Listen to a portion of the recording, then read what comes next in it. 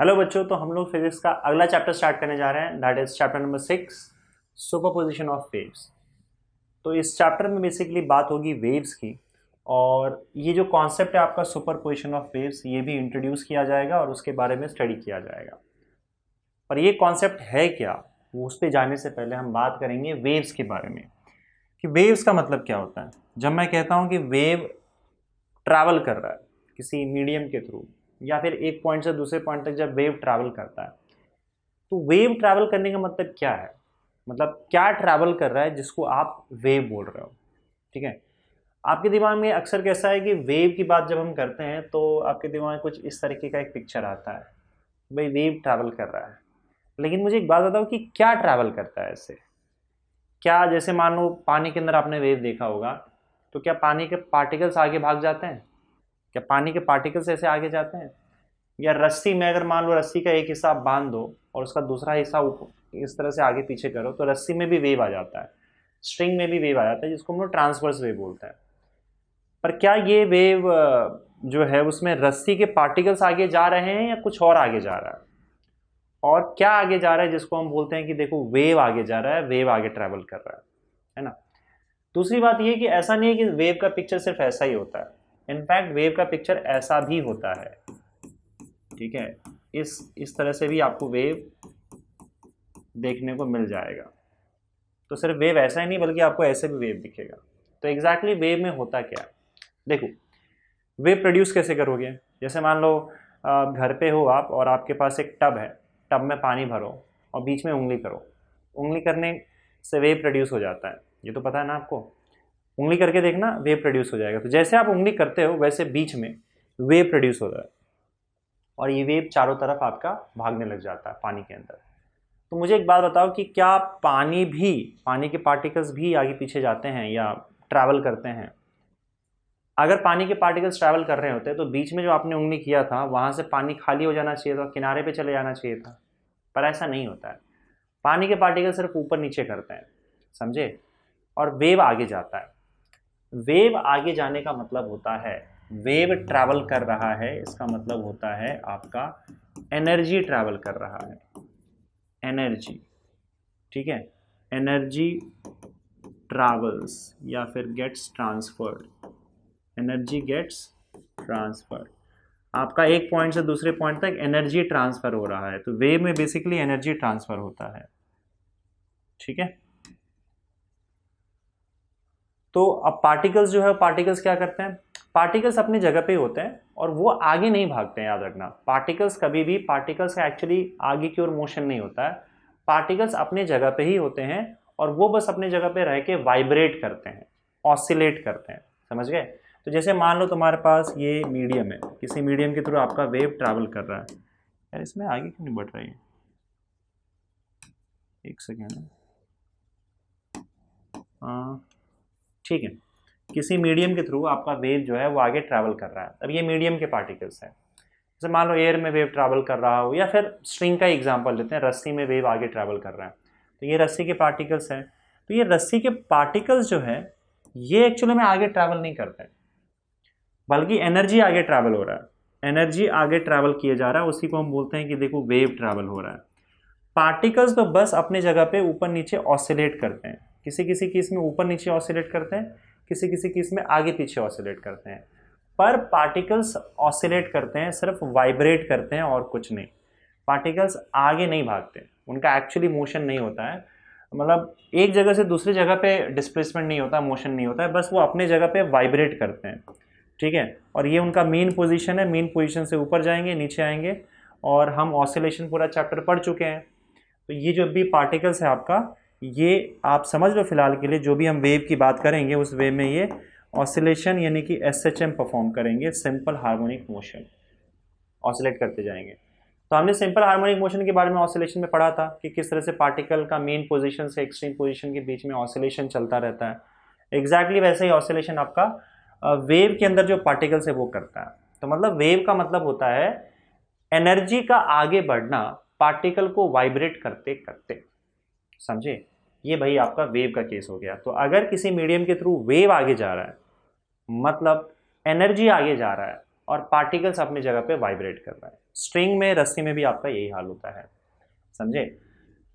और देखो कैसा है कि जैसे आपने यहाँ पे उंगली किया था मान लो, तो यहाँ पे उंगली किया, इसका मतलब आपने अपना एनर्जी इस पार्टिकल को ट्रांसफर कर दिया। अब उसके बाद हम देखते हैं कि यार कुछ टाइम के बाद ये पार्टिकल भी ऑसिलेट होने लग जाता है।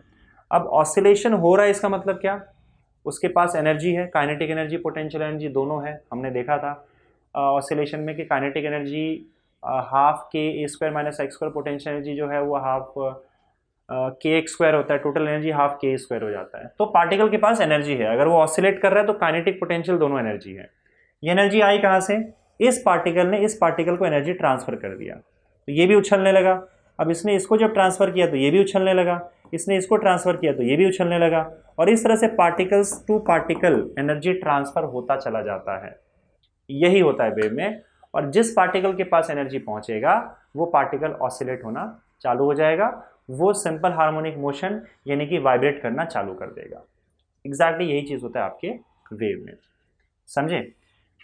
अब ये जो वेव है वो दो टाइप का होता है, अगर आप देखोगे तो wave is of two types. अगर मैं वेव्स की बात करूँ ब्रॉडली तो waves are of two types, समझ गए ना। अच्छा, बुक में डिस्टर्बेंस लिखा रहता है, डिस्टर्बेंस एक हिसाब से एनर्जी ही होता है। तो डिस्टर्बेंस वर्ड मुझे खासकर नहीं पसंद है, क्योंकि एक्चुअली में कैसा ना कि बड़ा ही प्यारा सा पैटर्न बनता है वेव में, और इसको डिस्टर्बेंस बोलना थोड़ा सा मेरे लिए अजीब लगता है। तो डिस्टर्बेंस का मतलब यही समझो कि आप जैसे उंगली करते हो तो आपने इस पार्टिकल को डिस्टर्ब किया, डिस्टर्ब करने का मतलब आपने एनर्जी ट्रांसफर कर दिया और वो वाइब्रेशन उसका चालू हो गया। अब वही वाइब्रेशंस आगे ट्रैवल कर रहा है तो हम बोलते हैं डिस्टर्बेंस ट्रैवल करता है, मतलब वही है डिस्टर्बेंस वर्ड का, पर उसका एक्चुअल मतलब यही है कि आपका एनर्जी ट्रांसफर होता है जिसकी वजह से पार्टिकल्स वाइब्रेट करना चालू कर देता है। तो मान लो अगर ये पार्टिकल आपको वाइब्रेट करता हुआ दिख गया तो साफ मतलब इसके पास एनर्जी आई है, और इसके पास एनर्जी कहाँ से आई है, पीछे से आई है। तो एनर्जी ट्रांसफर होते जा रहा है पार्टिकल को, पार्टिकल वाइब्रेट होते होते। तो इसी प्रोसेस को हम बोलते हैं कि भाई वेव ट्रैवल कर रहा है। जब वेव ट्रैवल करे तो समझ low energy is getting transferred, energy travel कर रहा है।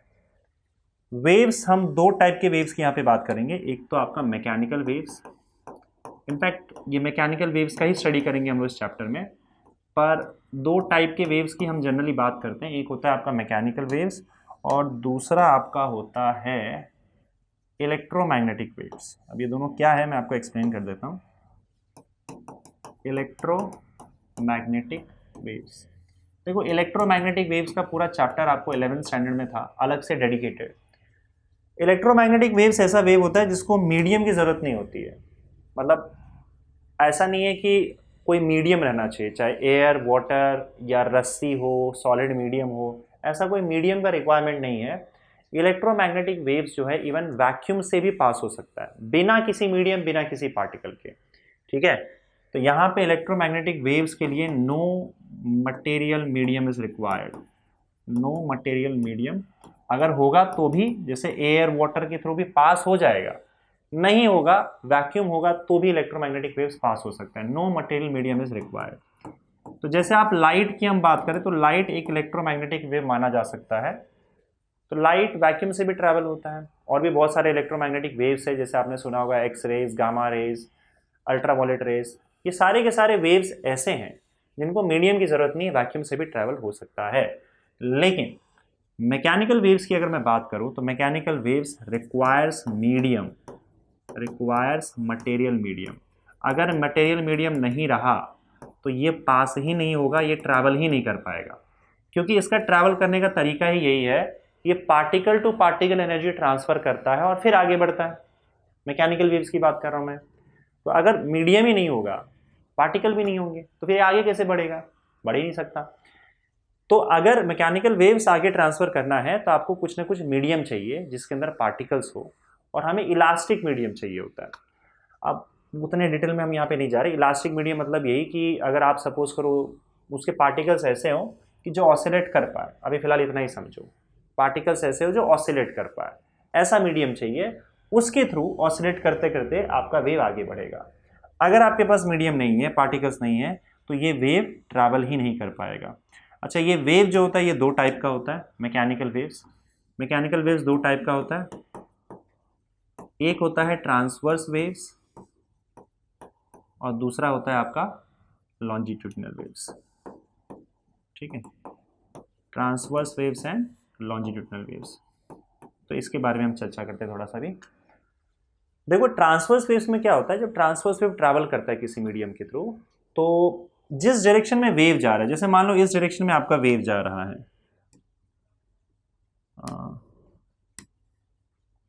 इस डायरेक्शन में अगर आपका सपोज करो वेव जा रहा है, ये ऐसे मान लो इस डायरेक्शन में आपका वेव जा रहा है, तो इसके जो पार्टिकल्स हैं, ये पार्टिकल्स जिस डायरेक्शन में वेव जा रहा है, वेव का डायरेक्शन है, तो उसके परपेंडिकुलर डायरेक्शन में इस तरीके से ऑसिलेट करेंगे, ऐसे ऐसे ऊपर नीचे ऑसिलेट करेंगे। मतलब वेव जिस डायरेक्शन में जा रहा हो उसके परपेंडिकुलर ऊपर नीचे ऐसे ऑसिलेट करेंगे। ये आपका ट्रांसवर्स वेव होता है। लॉन्जिट्यूडिनल वेव में क्या होता है कि वेव जिस डायरेक्शन में जा रहा होता है उसके पैरेलल आगे पीछे ऐसे ऑसिलेट करेंगे। मतलब वेव के डायरेक्शन में ही पैरेलल आगे पीछे ऑसिलेट करेंगे, और ट्रांसवर्स वेव परपेंडिकुलर ऑसिलेट करते हैं।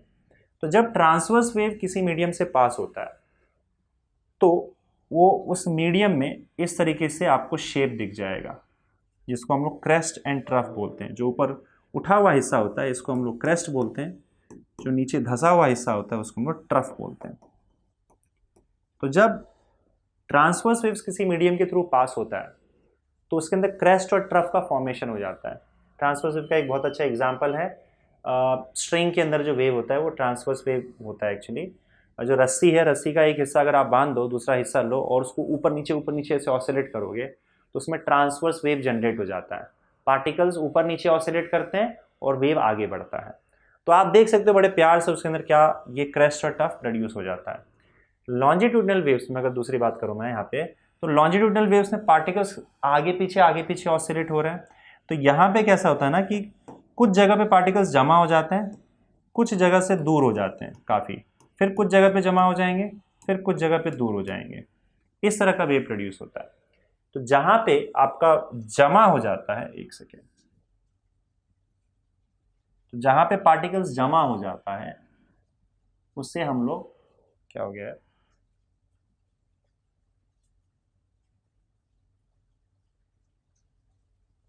एक सेकेंड,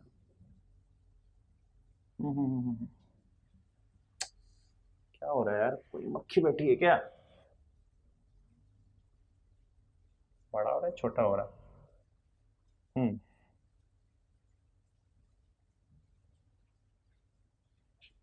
ओके सी। तो जो पार्टिकल्स आपके हैं जहां पे जमा हो जाता है उसको हम लोग बोलते हैं कॉम्प्रेशन, और जहां पे अलग अलग दूर हो चुके हैं उसको हम लोग बोलते हैं रेरफैक्शन। तो जब लॉन्जिट्यूडनल वेव किसी मीडियम से जाता है तो वो कॉम्प्रेशन रेरफैक्शन बना बना के आगे बढ़ता है। ट्रांसवर्स वेव जाएगा तो क्रेस्ट एंड ट्रफ बनाएगा, क्योंकि पार्टिकल्स ऊपर नीचे ऑसिलेट होते हैं, क्रेस्ट एंड ट्रफ बन जाएगा। पार्टिकल्स आगे पीछे ऑसिलेट होंगे तो कहीं जमा हो जाएंगे, कहीं दूर हो जाएंगे, तो ये क्या बन जाए आपका कॉम्प्रेशन और रेरफैक्शन बनाएगा अगर लॉन्जिट्यूडनल वेव जा रहा है तो। ट्रांसवर्स वेव का एग्जाम्पल अगर हम लोग देखेंगे तो वेव इन अ स्ट्रिंग, मैंने आपको जैसे बताया वेव इन अ स्ट्रिंग, और लॉन्जिट्यूडनल वेव का एग्जाम्पल देखेंगे तो सबसे अच्छा एग्जाम्पल इसका साउंड वेव है। साउंड वेव ऐसे ही ट्रैवल करता है, जैसे अभी फिलहाल मैं यहाँ पे बोल रहा हूँ तो जो भी मेरा वोकल कॉर्ड है यहाँ पे, वोकल कॉर्ड वाइब्रेट कर रहा है, वहाँ से साउंड बाहर निकल रहा है। अगर कहीं साउंड है इसका मतलब वाइब्रेशंस डेफिनेटली हो रहा है, क्योंकि वो वेव है, पार्टिकल को वाइब्रेट करवाएगा, और वो मैकेनिकल वेव है। मैकेनिकल वेव अगर कहीं से ट्रैवल कर रहा है तो डेफिनेटली वो मीडियम होगा, वहाँ पे पार्टिकल्स वाइब्रेट कर रहे होंगे। तो मैं फिलहाल अगर बोल रहा हूँ यहाँ पे तो ये जो मेरा गला है वो गला वाइब्रेट कर रहा है, ठीक है, मतलब यहाँ पे वोकल कॉर्ड होता है वो वाइब्रेट कर रहा है, वहाँ से साउंड बाहर निकल रहा है। और हमको पता है कि अगर सपोज करो वेव ट्रैवल कर रहा है मतलब एनर्जी ट्रांसफर हो रहा है, तो वो एनर्जी बाहर निकला और ये जो एयर के पार्टिकल्स है ये इसमें चला गया। अब मेरी आवाज़ जहाँ जहाँ तक जाएगी वहाँ वहाँ तक एयर के पार्टिकल्स वाइब्रेट होंगे। और कैसे वाइब्रेट होंगे, जैसे अगर मान लो यहाँ पे वेव इस डायरेक्शन में जा रहा है तो इसके जितने भी पार्टिकल्स है एयर के वो आगे पीछे वेव के डायरेक्शन में ही वाइब्रेट होते चले जाएंगे। और एयर में कॉम्प्रेशन और रेरफैक्शन बनता चला जाता है। तो कॉम्प्रेशन और रेरफैक्शन जो है वो एयर में बनता है, या साउंड जहाँ कहीं भी ट्रैवल करे वहाँ बनेगा, आपको ये दिख जाएगा। इवन आप लॉन्जिट्यूडनल वेव्स जो है वो स्प्रिंग में भी प्रोड्यूस कर सकते हो। अगर आप यहाँ पे देखो तो स्प्रिंग में आई थिंक ट्रांसवर्स वे भी प्रोड्यूस किया जा सकता है, वो डिपेंड करता है स्प्रिंग को कैसे ऑसिलेट करते हो। स्प्रिंग का एक हिस्सा सामने दीवार पे लगा दो, उसका दूसरा हिस्सा पकड़ो और उसको ऊपर नीचे ऑसिलेट करो। तो पार्टिकल्स को अगर आप ऊपर नीचे करोगे तो आपका स्प्रिंग कुछ इस तरीके से वेव प्रोड्यूस करेगा, स्प्रिंग के अंदर वेव्स ऐसे प्रोड्यूस हो जाएगा और उसमें क्रेस्ट एंड ट्रफ बन जाएगा। और इसका मतलब साफ है कि यहाँ पे आपका जो स्प्रिंग है वो इस तरह से ऑसिलेट हो रहा है, वेव आगे जा रहा है, पार्टिकल्स ऊपर नीचे ऑसिलेट हो रहा है, तो स्प्रिंग के अंदर यहाँ पे फिलहाल ट्रांसवर्स वेव प्रोड्यूस हुआ है। लेकिन अगर सपोज करो स्प्रिंग को मैं पकड़ूं, ये तुम्हारा मान लो नॉर्मल स्प्रिंग है, और स्प्रिंग को इसके इस हिस्से को पकड़ो और पकड़ने के बाद मैं कंटिन्यूस पे आगे पीछे इस तरह से ऑसिलेट करते चले जाऊँ, इसको पकड़ के ऐसे ऐसे ऐसे आगे पीछे ऑसिलेट करते जाना है। तो आप देखोगे तो आपके स्प्रिंग के अंदर कुछ इस तरीके से वेव प्रोड्यूस होगा, और यहां पे आप देख सकते हो कि ये वेव तो आगे जा रहा है, डेफिनेटली आप एनर्जी आगे ट्रैवल करवा रहे हो, पर यहां पे आप देख सकते हो कि कुछ हिस्सा जो है आपका वो एकदम नज़दीक आ गया स्प्रिंग का, तो ये आपका कहलाएगा कॉम्प्रेशन, और कुछ हिस्सा दूर जा चुका है, इसको हम बोलेंगे रेरफैक्शन। और यहाँ पे जो वेव स्प्रिंग में आपने प्रोड्यूस किया है ये आपका लॉन्जिट्यूडिनल वेव कहलाएगा। ठीक है, तो स्प्रिंग के अंदर भी लॉन्जिट्यूडिनल वेव आ सकता है। बाकी साउंड एक बहुत अच्छा एग्जाम्पल है लॉन्जिट्यूडिनल वेव का। लॉन्जिट्यूडिनल वेव और ट्रांसवर्स वेव ये दोनों के दोनों आपके मैकेनिकल वेव्स होते हैं। ठीक है, मैकेनिकल वेव्स मतलब ये जब तक इनको मीडियम नहीं मिलेगा, पार्टिकल्स नहीं होंगे, ये वेव ट्रैवल ही नहीं करेगा। साउंड भी उसके अंदर ही आता है, साउंड भी बिना मीडियम के ट्रैवल नहीं करेगा। मतलब साफ है कि अगर सपोज करो मेरे और तुम्हारे बीच में, अगर मैं किसी से बात कर रहा हूँ फिलहाल, मेरे और उसके बीच में अगर कोई मीडियम ना हो, वैक्यूम हो, एयर हो ही ना, तो मेरी आवाज़, मेरी बात जो है वो सुन नहीं पाएगा, वहाँ तक पहुँचेगा ही नहीं। पहुँचाने के लिए कोई ना कोई तो चाहिए, कोई ना कोई मीडियम चाहिए, क्योंकि एक मैकेनिकल वेव है। तो मैं चिल्ला के मर जाऊँगा लेकिन उसको सुनाई नहीं देगा, क्योंकि बीच में एयर के पार्टिकल्स अगर ना हो, अगर कोई दूसरा मीडियम भी होगा, जैसे मान लो पानी के अंदर घुस के हम बात कर रहे हैं, तो भी सुनाई देगा, क्योंकि पानी के अंदर का जो पार्टिकल्स है वो वाइब्रेट करते करते मेरी एनर्जी पहुंचा देगा या मेरा साउंड पहुंचा देगा।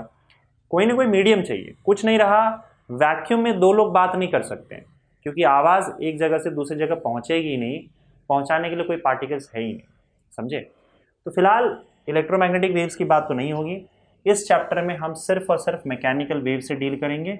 मैकेनिकल वेव से डील कर रहे हैं, इसका मतलब मीडियम होगा, मीडियम के थ्रू आपका वेव पास होगा और उसके जो पार्टिकल्स हैं वो वाइब्रेट करेंगे, सिंपल हार्मोनिक मोशन परफॉर्म करेंगे।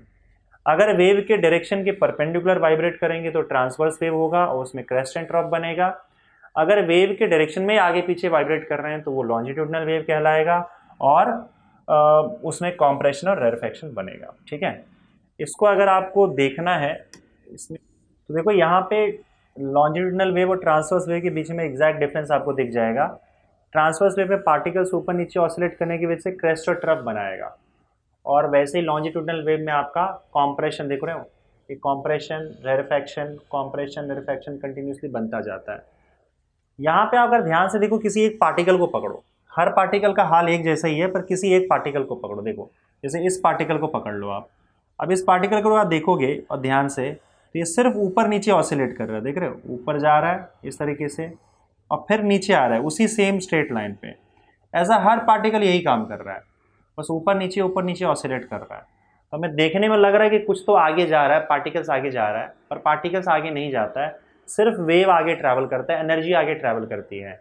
पार्टिकल देख रहे हो आप, स्ट्रिंग का पार्टिकल सिर्फ ऊपर जाता है और फिर नीचे आ जाता है, वो एक ही लाइन में ऊपर नीचे ऑसिलेट कर रहा है।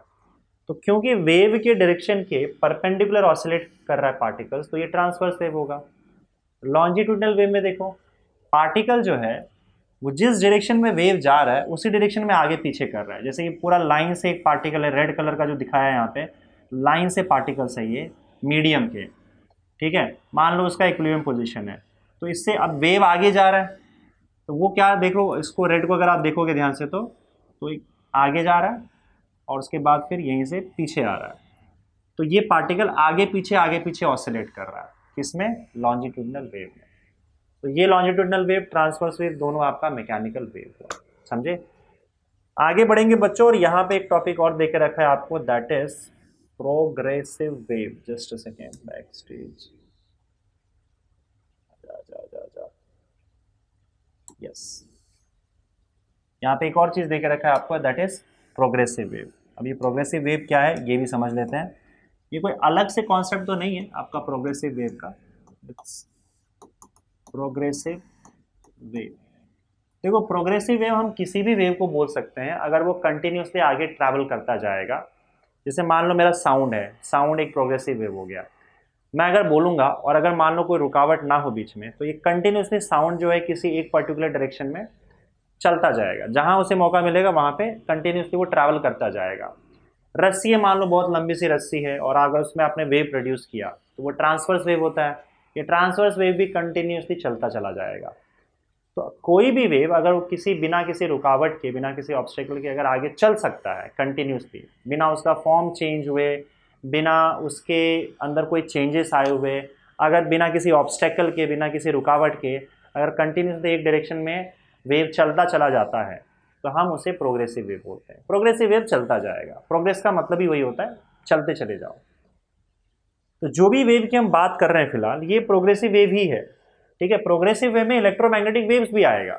जैसे आपने लाइट कहीं से छोड़ दिया, वो कंटिन्यूसली ट्रैवल करता चला जाएगा, तो उसको भी हम प्रोग्रेसिव वेव बोलेंगे, ठीक है। लेकिन हम लोग क्योंकि इलेक्ट्रोमैग्नेटिक वेव्स की बात नहीं कर रहे हैं तो हम यहाँ पे मैकेनिकल वेव्स की ही बात करेंगे। प्रोग्रेसिव वेव्स, चाहे वो ट्रांसवर्स वेव हो, लॉन्जिट्यूडनल वेव हो, अगर एक कंटिन्यूसली एक डायरेक्शन में वेव ट्रैवल करता चला जा रहा है तो उसे हम प्रोग्रेसिव वेव बोलेंगे। तो ये जो भी वेव्स की हम बात कर रहे हैं ये सारे के सारे वेव्स जो है वो प्रोग्रेसिव वेव ही होता है। अच्छा, प्रोग्रेसिव वेव में एक खास बात है। क्या खास बात है बताओ? मतलब इसके जो भी कैरेक्टरिस्टिक्स है वो मैं लिख दे रहा हूँ, तो मैं एक एक करके आपको कैरेक्टरिस्टिक्स बता रहा हूँ। बुक में आप पढ़ लेना, पहले पेज पे प्रोग्रेसिव वेव्स के सारे कैरेक्टरिस्टिक्स देके रखे हुए हैं। तो पहली चीज़ तो ये है कि भाई इसके अंदर जितने भी पार्टिकल्स हैं वो वाइब्रेशन करते हैं और सिंपल हार्मोनिक मोशन परफॉर्म करते हैं।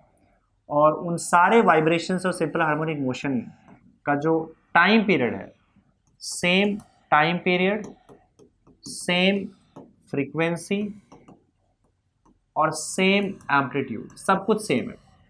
मतलब सारे के सारे पार्टिकल्स एक जैसे ऑसिलेट कर रहे हैं, लेकिन उनके फेज डिफरेंट है, फेज एंगल डिफरेंट होगा, वो मैं आपको एक्सप्लेन कर रहा हूँ कैसे, but with different phases.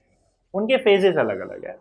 Phase का मतलब पता है ना, एंगल, एंगल अलग अलग होगा। उसका रीज़न है, देखो जैसे मान लो वेव यहाँ पे आगे बढ़ रहा है और ये उसके पार्टिकल्स हैं, ऑसिलेट कर रहे हैं अलग अलग पार्टिकल्स। तो जाहिर सी बात है कि सबसे पहले पार्टिकल, इस पार्टिकल के पास वेव आएगा, मतलब एनर्जी आएगी, तो ये ऑसिलेट करना चालू कर देगा। अब जब ये ऑसिलेट करना चालू करेगा उसके बाद आगे वाले पार्टिकल को एनर्जी मिलेगी, फिर उसके आगे वाले पार्टिकल को एनर्जी मिलेगी। तो ये जब तक यहाँ पर एक्सट्रीम पोजीशन पे पहुँच चुका है उसके बाद एनर्जी तो उसको लेट मिली ना, तो ये तब तक एक्सट्रीम पोजीशन पे नहीं पहुँचा रहेगा और ये इसके पीछे होगा क्योंकि इसको और लेट एनर्जी मिली है, ये अब तक यहीं पहुँचा रहेगा और वेव यहाँ पर अभी जस्ट पहुँचा ही है। तो हम लोग को पता है जब पार्टिकल एक्सट्रीम पोजीशन पे पहुंच जाता है तो उसका फेज π/2 होता है। इसका फेज π/2 है। ये इसके पास अभी तक एनर्जी पहुंचा, ये मेन पोजीशन पे ही अब स्टार्ट होने वाला है, फेज 0 होगा। इसका फेज π/2 से कम होगा, इसका फेज इससे कम होगा, इसका फेज इससे कम होगा। तो जैसे जैसे आप आगे वाले पार्टिकल्स के पास जाओगे उसका फेज या एंगल कम होने लगेगा। क्यों? क्योंकि सबसे पहले एनर्जी किसको मिली हुई है? पहले वाले पार्टिकल को। आगे वाले पार्टिकल्स को एनर्जी लेट मिलता है। तो ऑसिलेशन के मामले में आगे वाले पार्टिकल्स जो होंगे वो पीछे वाले के कंपैरिजन में पीछे रहेंगे, मतलब वो लेट ऑसिलेशन चालू करेंगे। तो आपको ये ऑसिलेशन का याद है ना फेज वाला, कि भाई अब देखो पार्टिकल अगर मेन पोजीशन से एक्सट्रीम पोजीशन पर गया तो हम उसको ऑसिलेशन को सर्कल पे देखते हैं। अगर वो मेन पोजीशन से एक्सट्रीम पोजीशन पे गया इसका मतलब उसने 90 डिग्री कवर कर लिया, मतलब π/2 कवर कर लिया। एक्सट्रीम से फिर मीन पे आया तो इसका मतलब टोटल एंगल कितना हो गया? पाई हो गया, 180 डिग्री हो गया। फिर दूसरे एक्सट्रीम पे आया मतलब 3π/2। अब पूरा एक ऑसिलेशन कंप्लीट कर लिया तो 2π एंगल कवर कर लिया। अगर बीच में ही रहा, जैसे मान लो यहाँ से लेकर यहीं पर रहा पार्टिकल, तो इसका मतलब पार्टिकल यहाँ से अगर यहीं पे है तो आपको इसको सर्कल पे देखोगे तो मतलब इतना ही एंगल कवर हुआ है, तो ये एंगल उसका फेज हो जाएगा। समझे? अगर पार्टिकल यहाँ से यहाँ आ चुका है तो फिर उसका एंगल इतना हो जाएगा, तो इसका फेस इतना हो गया। अगर वो एक्सट्रीम पे चला गया तो फेस 90 डिग्री हो जाएगा, यानी कि π/2। तो अब बात तो सिंपल है यहाँ पे कि इसको पहले एनर्जी मिली है, तो ये हमेशा ऑसिलेशन के मामले में आगे रहेगा। तो ये एक्सट्रीम पोजीशन पे पहुंचा तो ये उसके पीछे रहेंगे। तो एंगल या फेस के मामले में सबसे ज़्यादा एंगल पहले पार्टिकल का होता है, फिर उसके बाद दूसरे पार्टिकल का, फिर तीसरे पार्टिकल का। तो फेसेस सबका सेम नहीं होगा, फेसेस सबका अलग अलग होगा, इसलिए हमने यहाँ पे लिख रखा है कि इनके डिफरेंट फेसेस होते हैं, अलग अलग फेसेस होते हैं। और इसीलिए सारे पार्टिकल्स देखो सेम एम्पलीट्यूड के साथ ऑसिलेट करते हैं, उनका फ्रीक्वेंसी भी सेम होता है, उनका टाइम पीरियड भी सेम होता है, सब कुछ सेम होता है। फिर भी सारे पार्टिकल्स जो है वो आगे पीछे होते हैं और एक अलग सा शेप मिल जाता है हमारे वेव को। उसका रीज़न ही यही है कि अलग अलग पार्टिकल का जो फेज होता है वो अलग अलग होता है। सारे पार्टिकल्स एक साथ एक्सट्रीम पोजीशन पे और एक साथ मीन पे नहीं आते हैं, पहले ये जाएगा, फिर ये जाएगा, फिर ये जाएगा। अब जब ये यहाँ पहुँच जाता है तब नीचे आने लग जाता है, जब नीचे आने लग जाता है तो ये ऊपर जाता है, तो इसलिए आगे पीछे हो जाते हैं। और आगे पीछे इतने ज़बरदस्त तरीके से होते हैं कि हमको एक ज़बरदस्त पैटर्न वेव का यहाँ पे मिल जाता है। तो ये जो आप वेव देखते हो ऐसे, ये एक्चुअली पार्टिकल्स के पोजीशन होते हैं अलग अलग टाइम पे। जब ये पार्टिकल ऐसे नीचे आ रहा है, ये नीचे आ रहा है, तो ये अपने एक्सट्रीम पोजीशन पे पहुंच चुका है, अब ये ऊपर ट्रैवल कर रहा है। इस तरीके से आपके पार्टिकल्स ऊपर नीचे वाइब्रेट करते हैं और वेव आपका आगे जाता है, समझिए। तो जो भी प्रोग्रेसिव वेव की हम बात कर रहे हैं उसमें जो भी ट्रांसवर्स लॉन्जिट्यूडनल जिसकी भी हमने बात की वो हम मान के चल रहे प्रोग्रेसिव वेव है, वेव आगे की ओर ट्रैवल कर रहा है। उसमें सारे पार्टिकल्स सिंपल हार्मोनिक मोशन यानी कि ऑसिलेशन परफॉर्म करेंगे। सब ऑसिलेशन का टाइम पीरियड, फ्रीक्वेंसी और एम्पलीट्यूड सेम होगा, लेकिन फेसेस अलग होगा क्योंकि नंबर ऑफ ऑसिलेशंस जो है वो अलग अलग परफॉर्म किए रहेंगे। ऑसिलेशन के मामले में पीछे वाले आगे होंगे, आगे वाले पीछे होंगे, समझ रहे हो कि नहीं, क्योंकि आगे वालों के पास एनर्जी लेट जाती है, ठीक है। उसके अलावा बहुत सी चीज़ें मैंने एक्सप्लेन तो कर दी है, मुझे एक बार चेक कर लें तो अगर कोई पॉइंट अगर इसमें मिसिंग है तो बाकी सब चीज़ें समझ में आ जाओगे। इसमें एक पॉइंट लिखा हुआ है कि पार्टिकल जब जैसे पार्टिकल ऑसिलेट कर रहा है, जब वो मेन पोजीशन पे आएगा तो उसके पास मैक्सिमम वेलोसिटी होता है। हाँ जाहिर सी बात है, देखो मेन पोजीशन पे आएगा तो हमने ऑसिलेशन में पढ़ रखा है सिंपल हार्मोनिक मोशन में कि पार्टिकल की मैक्सिमम वेलोसिटी मेन पोजीशन पे होती है और एक्सट्रीम पोजीशन पे मिनिमम होती है, क्योंकि एक्सट्रीम पोजीशन पे जाने के बाद पार्टिकल रुक जाता है। तो सिंपल बात है, ठीक है। दूसरी बात यह है कि जब एक प्रोग्रेसिव वेव ट्रैवल करता है तो एनर्जी ट्रांसफर होता है, या फिर आप बोल सकते हो यहाँ पे energy and momentum is transferred. जब एक प्रोग्रेसिव वेव ट्रैवल करता है तो एनर्जी एंड मोमेंटम, देखो एनर्जी ट्रांसफर हो रहा है तो मोमेंटम ट्रांसफर हो ही जाएगा। मतलब एनर्जी ट्रांसफर हो रहा है तो यहाँ पे काइनेटिक एनर्जी होता है वैसे, तो अगर किसी के पास काइनेटिक एनर्जी है तो उसके मतलब उसके पास वेलोसिटी है। काइनेटिक एनर्जी का फॉर्मूला क्या होता है, हाफ mv²। और अगर काइनेटिक एनर्जी है तो इसका मतलब उसके पास मोमेंटम भी होगा, क्योंकि मोमेंटम का फॉर्मूला होता है मास इंटू वेलोसिटी। तो अगर उसके पास काइनेटिक एनर्जी है इसका मतलब उसके पास वेलोसिटी है, और वेलोसिटी है इसका मतलब उसके पास मोमेंटम है।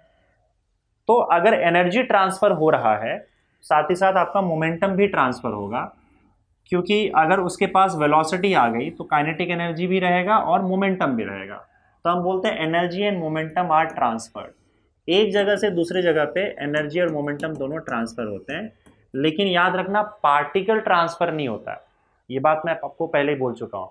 पार्टिकल अपने जगह पे सिर्फ एसएचएम परफॉर्म करता है, सिर्फ आपका एनर्जी ट्रांसफर होता है, उसके साथ साथ मोमेंटम भी आप बोल सकते हो। नहीं बोलोगे तो एनर्जी में एनर्जी ट्रांसफर हो रहा है, काइनेटिक एनर्जी होगा तो मोमेंटम भी ट्रांसफर हो जाएगा, समझे। और इसमें क्या दिया हुआ है, ठीक है, the velocity depends upon properties of medium, ये पढ़ लो, उसमें कोई प्रॉब्लम नहीं है। ठीक है, ये ट्रांसवर्स वेव्स और लॉन्जिट्यूडनल वेव्स मैंने आपको एक्सप्लेन कर ही दिया है। दूसरी बात देखो, वेव अगर एक जगह से दूसरे जगह जा रहा है किसी मीडियम में तो उसके पास कुछ ना कुछ वेलोसिटी होगी, उसे हम वेव वेलोसिटी बोलते हैं। ये वेव आगे बढ़ने की वेलोसिटी है, मतलब एनर्जी कितना फास्ट आगे जा रहा है, ये उस वेलोसिटी की बात हो रही है। एक तो पार्टिकल के पास वेलोसिटी है कि पार्टिकल कैसे ऑसिलेट कर रहा है, वो पार्टिकल की वेलोसिटी हो गई, पार्टिकल की अपनी वेलोसिटी है। बाकी एनर्जी या वेव कितना फास्ट आगे ट्रैवल कर रहा है उसको हम वेव वेलोसिटी बोलते हैं। तो वेव वेलोसिटी अलग अलग वेव मतलब अलग अलग मीडियम में वेव की वेलोसिटी अलग अलग होती है। तो वेव वेलोसिटी डिपेंड करता है मीडियम पे कि किस मीडियम से ये वेव ट्रैवल कर रहा है, समझे। तो ये सारे प्रॉपर्टीज आपके प्रोग्रेसिव वेव्स के हुए। प्रोग्रेसिव वेव्स जिसमें ट्रांसवर्स और लॉन्जिट्यूडनल वेव्स आता है, उसका एक्सप्लेनेशन मैं ऑलरेडी आपको दे चुका हूँ कि इन दोनों का मतलब क्या होता है। हाँ, एक चीज़ मैं और ज़रूर यहाँ पे लिखना चाहूँगा कि ट्रांसवर्स वेव जो होता है, ट्रांसवर्स वेव्स ये सिर्फ सॉलिड से पास होता है। Transverse waves passes only through solids. पता नहीं तुम्हारे बुक में लिखा है कि नहीं लिखा है, लेकिन ये याद रखना, ये ज़रूरी है। ओनली थ्रू सॉलिड्स मतलब आपको पता होना चाहिए। ट्रांसवर्स वेव सिर्फ सॉलिड से पास होता है, लेकिन लॉन्जिट्यूडनल वेव्स तीनों से पास हो सकता है। Longitudinal waves passes through solids, liquids and gases। तो ये सॉलिड्स, लिक्विड्स और गैसेस तीनों से पास हो सकता है, लेकिन ट्रांसवर्स वेव पास नहीं हो सकता है। ट्रांसवर्स वेव सिर्फ और सिर्फ सॉलिड से ही पास होता है।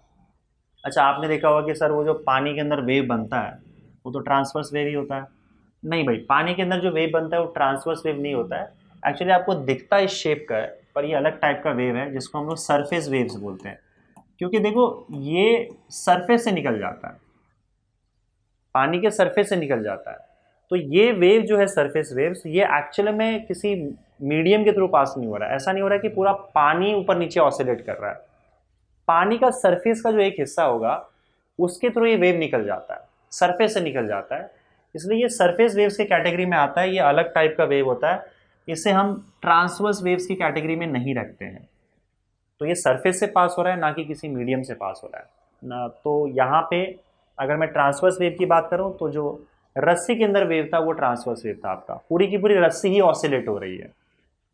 तो transverse waves can only pass through solids, longitudinal waves solids, liquids और गैसेस तीनों के थ्रू पास हो सकते हैं। ये बात क्लियर है। अब यहाँ पे समझते हैं हम लोग कि जो वेव को शेप मिलता है इस तरीके से, ये शेप कैसे मिलता है। इस तरह से शेप मिलेगा अगर वो ट्रांसवर्स वेव होगा तो, और लॉन्जिट्यूडिनल वेव आपने देख लिया कि किस तरह से पार्टिकल्स आगे पीछे ऑसिलेट होता है। इसका रीज़न सिंपल है कि वेव के जो पार्टिकल्स हैं, अलग अलग पार्टिकल को अलग अलग टाइम पे एनर्जी मिलती है। तो जैसे मान लो यहाँ पे बहुत सारे पार्टिकल्स हमने यहाँ पे रख दिए। अब ये पार्टिकल जो है इसने ऑसिलेशन चालू कर दिया, तो जब ये एक्सट्रीम पोजीशन पे पहुंचेगा तो इसके बाद का पार्टिकल एक्सट्रीम पे नहीं पहुंचा रहेगा, उसके बाद का पार्टिकल यहाँ रहेगा, इसके बाद का पार्टिकल मान लो यहाँ रहेगा, और इस पार्टिकल के पास अभी जस्ट एनर्जी पहुंची है। अगर हम लोग कुछ देर वेट करें और तो ये पार्टिकल अब क्योंकि अपने एक्सट्रीम पोजीशन पे पहुंच चुका है तो अब ये नीचे आएगा। मान लो ये पूरा एक्सट्रीम है, ये भी एक्सट्रीम है और ये मेन पोजीशन है, ठीक है। ये पार्टिकल नीचे आएगा। अगर ये पार्टिकल नीचे आएगा, इसको मैं हटा देता हूँ, मान लो ऑसिलेट करते करते नीचे आ गया है पार्टिकल, तो उसके अगला वाला पार्टिकल जो है अभी पूरी तरह से नीचे नहीं आया रहेगा, वो ऊपर जाके यहाँ आया रहेगा। इसका अगला वाला पार्टिकल यहाँ, अगला वाला पार्टिकल यहाँ, और इसका अगला वाला पार्टिकल अभी अभी इसके अपने एक्सट्रीम पोजीशन पे पहुंचा है।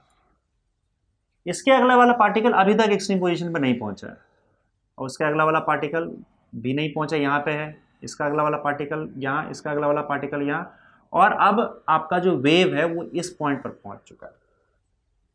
हम कुछ देर और वेट करते हैं। कुछ देर और वेट करोगे तो क्या होगा बताओ, ये पार्टिकल अब धीरे धीरे नीचे आएगा। मान लो ये अब इस एक्सट्रीम पोजीशन पे पहुंच गया है ना, इसको फिर से वापस हम लोग सही कर लेते हैं। तो अब इसका अगले वाला पार्टिकल यहीं पहुंचा रहेगा, वो भी एक्सट्रीम की ओर जा रहा है पर पूरी तरह से पहुंचा नहीं है। अगला वाला पार्टिकल यहाँ, यहाँ और ये वाला यहाँ। ये वाला यहाँ पहुंचने का मतलब है कि ये ऊपर जाके नीचे आ चुका है। देखो ये सारे पार्टिकल्स ऊपर जाके नीचे आ चुके हैं। तो ये वाला पार्टिकल ऊपर जाके इधर नीचे आ गया, ये ऊपर जाके यहाँ आया है, ये ऊपर जाके यहाँ आया है, ये ऊपर टच करके यहाँ आया है, और ये ऊपर टच करके अपने मेन पोजीशन पर रिटर्न आया है, और अब ये नीचे जाने वाला है। ये सारे भी नीचे जाने वाले हैं, बस ये अब ऊपर जाएगा क्योंकि ये अब इस एक्सट्रीम पे भी पहुंच चुका है। समझ में आ रहा है कि नहीं आ रहा है। अब इसके बाद का जो पार्टिकल है ये अब ऊपर से नीचे आ रहे हैं, अभी तक यहाँ पहुंचे नहीं है, तो ये पार्टिकल यहाँ रहेंगे, ये नीचे आ रहे हैं अभी, ठीक है। और ये पार्टिकल अभी अभी एक्सट्रीम पोजीशन पे पहुंचा है, ऊपर पहुंचा है। अब इसके आगे का पार्टिकल का क्या होगा बताओ, ये अब ऊपर जाने की कोशिश कर रहे हैं और वेव तुम्हारा अब यहाँ पहुंच चुका है। तुम कुछ देर और रुक जाओ। तो कुछ देर और रुक जाओगे तो अब ये पार्टिकल ऊपर जाएगा। तो मान लो ये पार्टिकल अब फिर से यहां से ऊपर आ चुका है, मतलब ऊपर जाके नीचे आके ऊपर आ चुका है। इसका मतलब इसका एक ऑसिलेशन कंप्लीट हो चुका है। ये पार्टिकल भी ऊपर आ रहा है अभी एक ऑसिलेशन कंप्लीट करने के लिए, ये पार्टिकल भी ऊपर आ रहा है। और अगर तुम इसको देखो तो ये अभी अभी ऊपर जाके नीचे पहुंचा है, ठीक है, ऊपर जाके नीचे आया है। इसके बाद के पार्टिकल का सिचुएशन क्या है कि ये अब नीचे पहुंचने वाले हैं, पहुंचे नहीं है अभी तक, ठीक है, और ये ऊपर जाके नीचे आया अभी। इसके बाद के पार्टिकल्स ऊपर जाके कुछ इस तरीके से नीचे आए हैं, और ये फिलहाल अभी ऊपर पहुंच चुका है, अभी अभी वो एक्सट्रीम पोजीशन पे पहुंचा है, समझे। अब इसके बाद के पार्टिकल्स अभी तक एक्सट्रीम पोजीशन में पहुंचे नहीं है, पहुंच रहे हैं, और फाइनली आपका जो वेव है वो इस पोजीशन पर पहुंच चुका है, एनर्जी ट्रैवल करते करते यहाँ आ चुका है। इसी तरीके से अगर आप थोड़ा टाइम रुकते चले जाओगे और ऑसिलेशन होता जाएगा और वेव आगे इस तरीके से बढ़ता जाएगा। तो आप देखो पार्टिकल्स जो है सिर्फ ऊपर नीचे कर रहे हैं, हर एक पार्टिकल सिर्फ ऊपर नीचे कर रहा है, लेकिन क्योंकि अलग अलग टाइम पे ऑसिलेशन हो रहा है तो आप देख सकते हो कि बड़ा प्यारा सा यहाँ पे एक शेप बन गया है। थोड़े टाइम और रुक जाओगे तो और शेप बनता चला जाएगा, पार्टिकल्स ऑसिलेट करता चला जाएगा। यहाँ पे हमने ये देखा कि अगर पहला पार्टिकल को अगर आप ध्यान से देखोगे तो पहला पार्टिकल ने एक ऑसिलेशन कंप्लीट कर लिया। जब पहला पार्टिकल एक ऑसिलेशन कंप्लीट कर लेता है तो आप देख सकते हो कि वेव का शेप आपको कुछ इस तरीके से दिखाई देगा, जिसमें एक क्रेस्ट और एक ट्रफ बन के तैयार हो चुका है। तो हम बोलते हैं कि वेव का वन साइकिल ऑफ वेव, एक वेव का साइकिल कंप्लीट हो चुका है। एक क्रेस्ट और एक ट्रफ मिला के वेव का एक साइकिल बनता है। यानी कि एक पार्टिकल अगर सपोज करो एक बार ऑसिलेट करेगा तो एक क्रेस्ट और एक ट्रफ तैयार हो जाएगा, पार्टिकल से ये सारे पोजीशंस हो जाएंगे, समझे। और हम यहाँ पे देख सकते हैं कि ये जो पार्टिकल आपका है इसने एक ऑसिलेशन कंप्लीट कर लिया है और वेव आपका इस पॉइंट पे आ चुका है। आई बात समझ में, क्लियर हुआ ये। तो इस तरीके से आपका वेव का फॉर्मेशन होता है। कुछ टाइम और रुकोगे, अगर दो बार ऑसिलेशन हो जाएगा तो उसके बाद आपका वेव कुछ इस तरीके से यहाँ पे आ जाएगा और कंप्लीट हो जाएगा और ये आगे ट्रैवल करता जाएगा। एनर्जी आगे ट्रैवल कर रहा है, पार्टिकल बस ऊपर नीचे ऑसिलेट हो रहा है, ठीक है। इस तरीके से आपका वेव का फॉर्मेशन होता है, ठीक है। अच्छा, एक साइकिल का जो पूरा वेव ने लेंथ ट्रैवल किया है, मतलब यहां से लेकर यहां तक जो वेव ने डिस्टेंस ट्रैवल किया है उसे हम लोग वेव लेंथ बोलते हैं। एक साइकिल में जितना डिस्टेंस वो ट्रैवल करता है वो वेव लेंथ होता है। तो आप देखो यहाँ पे कि एक ऑसिलेशन जो भी वो परफॉर्म कर रहा है, एक ऑसिलेशन का जो टाइम होता है उसे हम टाइम पीरियड बोलते हैं। तो ये ध्यान रखना कि एक टाइम पीरियड में आपका वेव पूरा एक लैम्डा डिस्टेंस यानी कि वेवलेंथ कितना डिस्टेंस ट्रैवल करता है, इसको हम लोग वेवलेंथ बोलते हैं। इसके बारे में थोड़ी सी चर्चा और आगे करेंगे हम लोग कि एक वेव कंप्लीट जब कर लेता है, एक ऑसिलेशन जब कंप्लीट कर लेता है तो वेव यहाँ से यहाँ डिस्टेंस, इतना डिस्टेंस ट्रैवल कर चुका है, इस डिस्टेंस को हम लोग वेवलेंथ बोलते हैं। और इस दौरान वेव का एक साइकिल कंप्लीट हो चुका होता है, एक क्रेस्ट और एक ट्रफ, ठीक है। समझ में आई बात। चलिए बच्चों आगे बढ़ते हैं और यहाँ पे हम बात करेंगे कि वेव को हम रिप्रेजेंट कैसे करें। तो वेव को हम एक इक्वेशन से रिप्रेजेंट करते हैं। तो यहाँ पे हम वेव का इक्वेशन देखने वाले हैं, equation of a wave, equation of a wave, progressive wave की बात करूं मैं, equation of a progressive wave.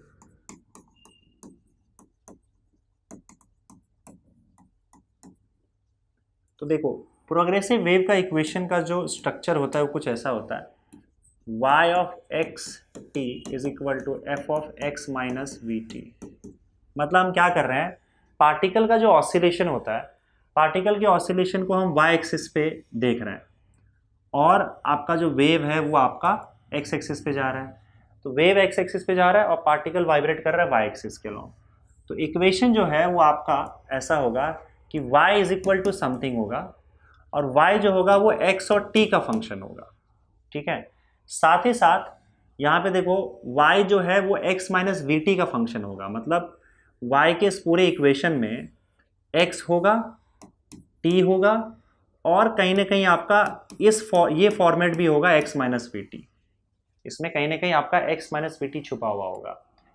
तो एक बहुत अच्छा एग्जाम्पल है इसका इक्वेशन का, जिसको हम लोग साइनोसॉइडल वेव बोलते हैं, साइनोसॉइडल वेव।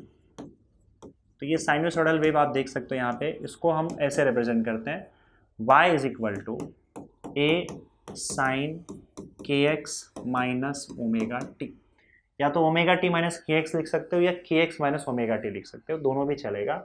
और इसके बारे में थोड़ा डिटेल में समझते हैं।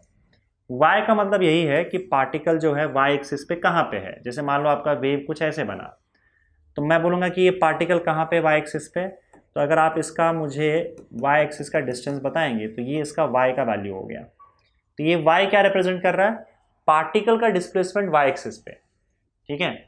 x क्या रिप्रेजेंट कर रहा है कि भाई वो x एक्सिस पे कहाँ पे है, तो x एक्सिस पे वो इस पोजीशन पे है, तो x उसके x एक्सिस का पोजीशन रिप्रेजेंट कर रहा है, ठीक है।